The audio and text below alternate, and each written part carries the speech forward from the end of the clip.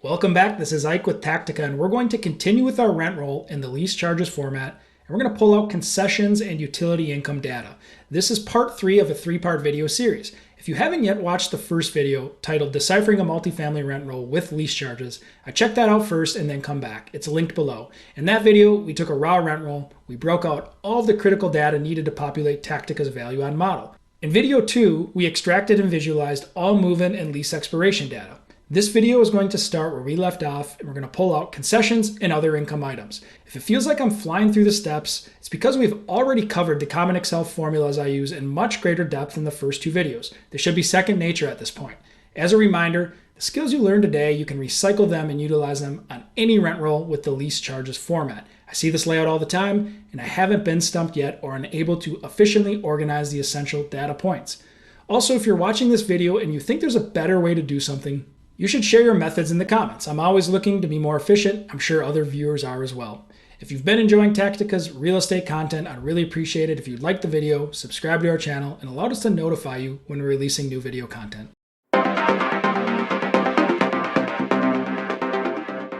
Today's core emphasis is concessions and other income. Other income includes charges like parking, garage, pets, storage, utilities, etc. Specifically, I'll be focusing on utilities in this video, but the analysis steps are going to be similar for all ancillary charges. What do we want to learn from the concession data? Arguably, the most important is whether these concessions are upfront or recurring. Let's take a rent that's $1,000 a month on a 12-month lease. The concession's paid upfront. It means that the ownership group is going to take that loss in the first month of the tenant's lease, and then the tenant's going to pay the full rent for the following 11 months. If you're looking at a property that's exhibiting concessions, this is advantageous because the current ownership group is going to take that loss and you won't have any exposure going forward. If concessions are recurring, they're going to turn into your liability. If the owner were to allocate that concession over the lease term and bake it in to the 12-month lease, if you were to purchase the property, you inherit all the leases, you're going to need to honor that concession until the lease expires. You would effectively be taking that loss while that tenant lives on the premise. We also want to know concessions by unit type. Is there a floor plan that's harder to lease up? The concessions can give us some insight into that. Concessions by move-in date is also important. Is the property giving out more concessions lately? If all of the concessions have been given on recent leases, that's going to be something you need to look into. Because once you take over this property, you're going to need to continue giving concessions to fill the units. And finally, we want to look at concessions by lease expiration date, especially when these concessions are recurring each month. We'll need to create a concession burn-off schedule that we could then plug into the underwriting model. What about other income? What are we trying to gain when we're looking at pet income, utility income, storage income? Well, first and foremost, we want to know how many units are being charged for these types of items. I also want to know, specifically with utilities, what is ownership charging for 1 bedrooms, 2 bedrooms, 3 bedrooms? Typically, larger units are going to have a larger utility bill back because they have a bigger footprint and more people are living there. If we know what's being charged back to these different unit types, then we can go compare it to the comps and see if the subject property falls in line. These are the final steps to fully analyze a rent roll. After completing this video, there shouldn't be anything that holds you back when dealing with a rent roll in the lease charges format. Let's begin. As a reminder, we're starting where we left off in last video. In this green grid, this is what we've extracted from the rent roll up to this point. In the first video, we grabbed the units, the floor plans, the rental status, the type, the square footage, and the actual in-place rents. From there, we created a really simple pivot table, and this is what you could then go copy and paste into your underwriting model. In video number 2, we grabbed the move-ins and expiration data. We created 2 pivot tables and made 2 graphics showing the move-in lease trend and a lease expiration schedule by month. Next, we want to pull out the concession data. I'm going to scroll down to the bottom of the original rent roll, and there's a summary of lease charge codes. With concessions, there's 2 different codes. There's this Lux M CONC. These are your recurring ones that if you were to purchase this property, there's tenants that you're going to need to honor whatever arrangement they made in their lease, because these are going to be allocated over the entire lease term. And then there is another code called Lux Concession, and that's a larger number, the 2650. Those are likely upfront concessions. So we're going to break out both of these from the rent roll above. First, I'm going to add a handful of columns, make some space. We're going to grab all the units, in the far left column of the rent roll. Label as unit. And then I'm going to write a if function as we've been doing in all the other videos that says it equals if the code equals, and then I'll actually just scroll all the way down to the summary section, grab it, lock that cell. So if it equals the M concession, then give us the cell directly to the right. Otherwise, if it doesn't equal that, stay blank. And we'll drag that down and we'll label this column recurring concession. Then in column T, we'll label this cell as upfront concession. And then I'll do the same formula, equals if the code equals Lux concession down here in the summary. I'm going to lock that cell. Then give us the amount to the right. If it doesn't equal that, it'd stay blank. We'll drag that down and we should be good to go. I'm going to copy and paste this value to kill the formulas. And then we'll do a custom sort. And we're going to sort the recurring concessions from A to Z. There are 3 of them on the 27 unit rent roll. And then the upfront concessions will do the same step. Sort by upfront concession A to Z. And then there are 2 upfront concessions out of the 27 units. So 5 concessions total. 5 out of 27 units have concessions. 3 are recurring, 2 are upfront. Then I'm going to slide over to our green main table. I'm going to add 2 headers. Recurring concession, upfront concession, and then we'll do a VLOOKUP. I'm going to lock the column so I can eventually drag that over.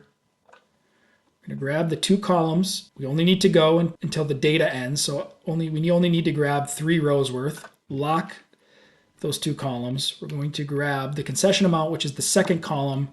The last argument is false. We need to add that if error statement. Units that don't have concessions will show up as an error, and we just want them to show up as blanks.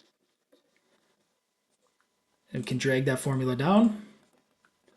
And we can go ahead and slide that formula to the upfront concessions. And we just need to then grab the data in columns S and T, adjust our range slightly, hit enter. And then we can drag that formula down as well. And then we're going to copy and paste his values once again to kill formulas. And we're on our way. In last video, we talked in depth about how Excel, when you're doing that equals blank and you copy and paste over it, it's still counting the cells as having some kind of text in them. So when we start dragging down, you can see that even though I'm highlighting 4 blank cells, Excel's counting 4 entries. So to get around that, we want those to truly be counted as blank. That's not happening right now. We want to do that without a macro. So I'm going to highlight these 2 columns. We're going to do a find and replace. We're going to search for the blanks and we're going to replace it with an X and then replace all. And then I'm just going to switch up the order of operations here. Now we're going to look for the X and replace it with a blank. Replace all. Now Excel is no longer counting those blank cells. So this is the best way I've found to trim cells without using a macro. So now when we highlight all of this entire column here, it's only counting those 3 entries, which is what we want. Go ahead and I'll make these 2 columns green so they match the rest of the grid. And we'll do a currency with no decimal places. The next step is to make a pivot table. So I'm going to make a pivot table. And I already created a concessions tab where we can start analyzing this concessions data. The first thing I want to do is a really simple analysis. I just want the pivot table to sum both recurring concessions and the upfront ones. When we go back to the rent roll, we just want to make sure that matches up with the codes. If for whatever reason, so the upfront 2650, that's what we had in our pivot table. The monthly concessions 269.58, that also matches. If these didn't match, you might have botched a formula somewhere. They should always tie out. Let's highlight that main table. And let's create another pivot table. We'll just go right below our first one. Now I want to figure out what unit types are more prone. So I'm going to put the types of units in the row argument. I'll go ahead and slide the 3 bedrooms below the 2 so it's in a more intuitive order. And then for our values, we'll use recurring concessions and upfront concessions. And this doesn't really surprise me. So the 2 upfront concessions are for the 3 bedroom units. Typically larger units have a shallower renter pool And it's harder to find tenants. So it doesn't surprise me that the 2 upfront concessions are for 2 of the units that are the largest. The recurring concessions are both for the original 1-bedroom and 2-bedroom units. If there's a silver lining here looking at this data, it's that none of the 1-bedroom renovated or 2-bedroom renovated units have any concessions. So hopefully those are renting stronger. And if we were to continue with the current ownership group's renovation plan, that would continue to hold true. The next thing I want to know is when these concessions were given out. Was it 10 months ago, 6 months ago, last month? My hope is that they were given in the past. Maybe it was just a blip or an anomaly, and leasing has been strong as of late, but we need to verify that. So we'll go back to the rent roll tab, and we're going to insert another pivot table. Our main table is already highlighted there. On the existing worksheet, come back to the concessions tab. And I'll just do that right next to our 2 tables in column I. So we're going to grab the move-ins as our row argument.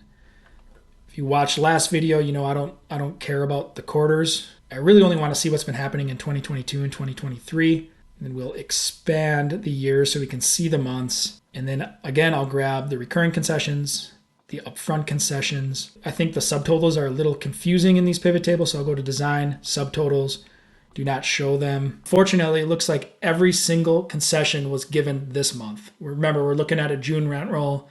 This property's for sale, so there's clearly some softness in the market, or they're having trouble leasing units. If we wanted to, we could even take this a step further. We could drag the units down into our rows argument. We can expand the month of June, and we can see which units have the recurring and the upfront concessions. So this data tells me that if we were to take over this property to keep a strong occupancy, we're likely going to have to continue to give some kind of incentive to renters. And then finally, the last thing we want to do is create a lease burn-off schedule. Remember, these monthly recurring concessions, they're allocated over the lease term. So when we buy this property, we inherit the leases, and we'd essentially be on the hook for giving the renter that discount until their lease expires. First, let's create the pivot table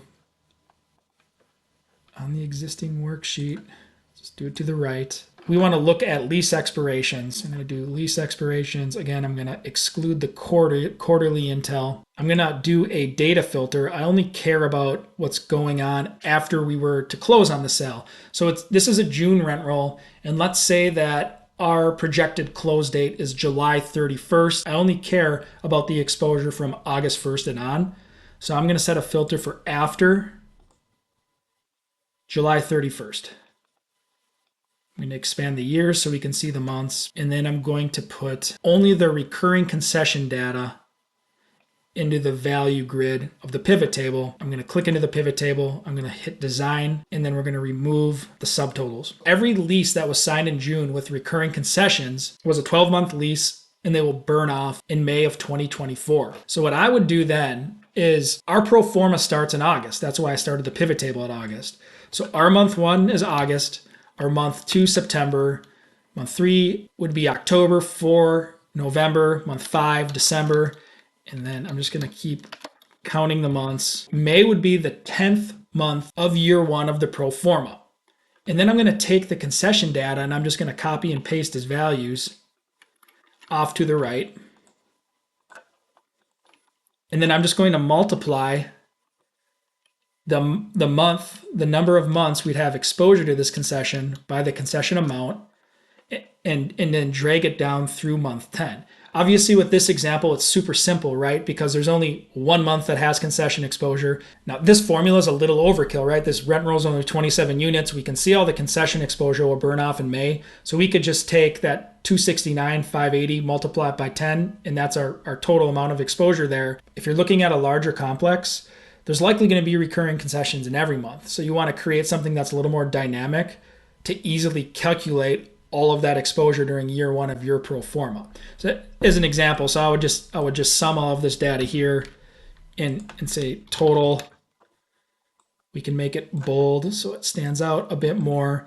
And let's say maybe in month 5 there was $600 of concession exposure burning off. The negative 600 would be multiplied by 5, and then the total would update accordingly. So with this small rent roll, only 27 units, it's a bit of overkill. But if there were $5,700 worth of concessions, this is the amount that I would for sure underwrite as concessions in year one of the pro forma. And quite frankly, with this particular deal and just how they've given away upfront concessions recently, I would also have an allocation where I'm underwriting both recurring that are locked in. I know I'm going to have exposure to those units, but I'd also expect to have to give away some concessions for the larger units as well to entice residents. I will have a blog post linked below where I talk about concessions data, and I'm going to go much more in depth of how to take this information and get it into the pro forma model when you're doing your underwriting diligence. That leaves us with one more thing to do. We need to pull out the utility chargebacks. So I'm going to follow pretty much the same steps I did for concessions. I'm going to come over to the left. I'm going to insert some columns, create some space, create one more column here. I'll just make the labels right now, unit, and we'll just say RUBS. I'll grab the units, and then I can see just looking at columns G and H, there's a code called Lux Utility. I can see a $25 charge for unit 1, a $25 charge in unit 2. So I just want to grab all of those charges. Equals if the charge code equals Lux Utility, and grab the amount, otherwise stay blank. I'm going to highlight, copy paste as values. I'm going to go right in and custom sort. By RUBS, we'll just do A to Z. All the charges are populating on top. Come back over to our main table. Do a VLOOKUP.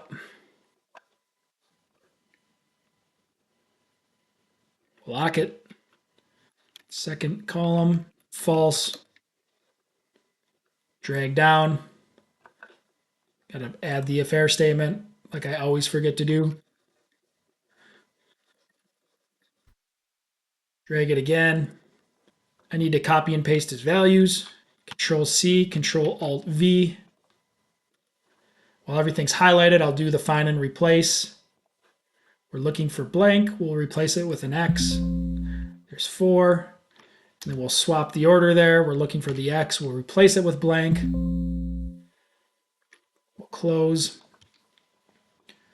So that makes sense. There's Excel is counting for us here 23 entries. We know that there's 3 vacant units in one model. Every unit is getting charged for utilities. We'll make it green, currency. I'll center it. And then let's go ahead and make another pivot table. We're going to add on an existing worksheet. I have this utility income one ready to go. Do it in column E. Grab the RUBS argument, the column we just created in that main table, and put it in the values. Click on value field settings. Do a count instead. 23 out of 27 units. So 100% of the occupied units are getting charged for utilities, which is great. It looks like that this chargeback is acceptable with the resident base. This is just a quick way to verify what percentage of occupied units are paying a utility charge or a pet fee or for parking, whatever that ancillary charge is. Then the final thing I want to figure out is what the charge is by unit type. So to do that, I'll come back to the rent roll, I'll insert a pivot table right next to it. And then I'm going to grab the type, the unit type. Again, I'll slide the 3s below the 2s, and I'll take all of the charges here, and then I'll do an average. All right, so it looks like 1 bedrooms are getting charged $25. 2 bedrooms, there's one's averaging out at 33 while they're renovated, 35. And then the 3 bedrooms are $40. So right now I'm looking at this 2 bedroom that's 33.333, and I'm thinking there might be a mistake somewhere. So what I'm going to do is grab the units, and I'll drag the units down to the rows argument. And it looks like that there's a 2-bedroom unit, unit 304 is only getting charged $25. This could be a typo in the rent roll. This would be a good question for the property manager. Now it's not really material, it's $10, but it's a little eye-opening the number of discrepancies that I found in my career when I'm slicing and dicing the rent rolls this way.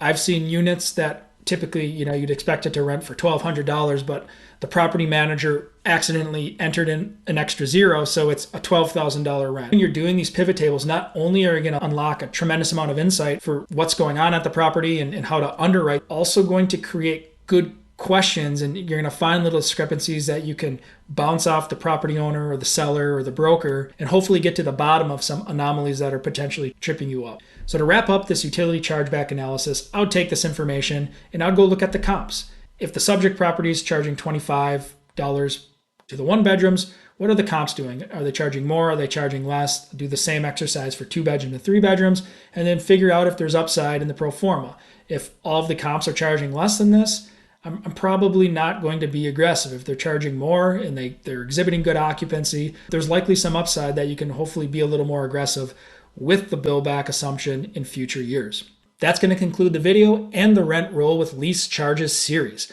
Everything I showed you in the 3 videos can be recycled and replicated on any rent roll that uses this lease charges format. I also have a blog post series on rent roll analysis that I'll link below once it's published. It will discuss similar steps with a slightly different perspective to help solidify the skills and processes required to effectively break down and analyze a rent roll. If you've been enjoying Tactica's content, I'd really appreciate it if you'd like the video, subscribe to our channel, and allow us to notify you when we're releasing new video content. Thank you so much for watching this video. You've learned some skills that you can put to use immediately and hopefully have a deeper level of comfort as you're analyzing the rent roll of your next acquisition opportunity. Take care.